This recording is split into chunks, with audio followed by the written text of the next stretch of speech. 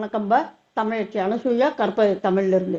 நன்னூலில் பவுலந்தியார் அவர்கள் எழுத்திலக்கணத்தின் பகுதிகள் 12 என்கின்றார். அவையாவன: எண், எழுத்துகளின் எண்ணிக்கை; பெயர், எழுத்துகளின் பெயர்; முறை, எழுத்துகளின் வரிசை; பிறப்பு, எழுத்துக்கள் பிறக்கும் முறை, அதாவது ஒலி வடிவம்; உருவம், எழுத்துக்களை எழுதும் முறை, அதாவது வரி வடிவம்; மாத்திரை, எழுத்துக்களின் ஒலி அளவு; முதல், சொல்லின் முதலில் வரும் எழுத்துக்கள்; ஈறு, சொல்லின் இறுதியில் வரும் எழுத்துக்கள்; இடைநிலை, சொல்லின் இடையில் வரும் எழுத்துக்கள்; போலி, ஓர் எழுத்திற்கு பதிலியாக வரும் மற்றோர் எழுத்து; பதம், எழுத்துக்கள் சொல்லாக அமைதல்; புணர்ப்பு, எழுத்துக்கள் சேர்தல் ஆகிய புணர்ச்சி.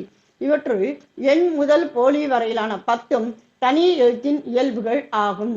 இதனை எழுத்தின் அக இலக்கணம் என்று கூறுவர். பதம் மற்றும் புணர்ப்பு ஆகியன எழுத்தின் செயல் வகையை குறிப்பன. இதனை புற இலக்கணம் என்பர். எழுத்துக்களின் வரிசை நெடுங்கணக்கு எனப்படும். மாத்திரை என்பது வடமொழி சொல். அளவு என்பது தமிழ் சொல். நன்றி, வணக்கம்.